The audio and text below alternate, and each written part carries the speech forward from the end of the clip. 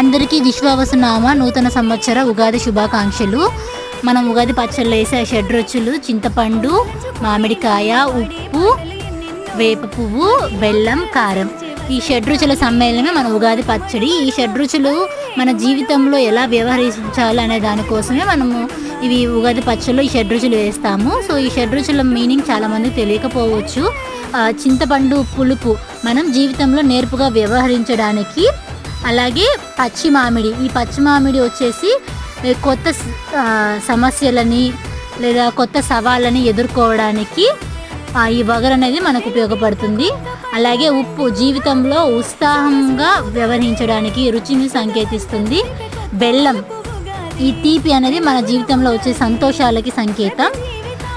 చివరగా మిరపపొడి, కారం మనం క్రోధంగా, కోపంగా, మన సహనం కోల్పోయే చేసే పరిస్థితుల్ని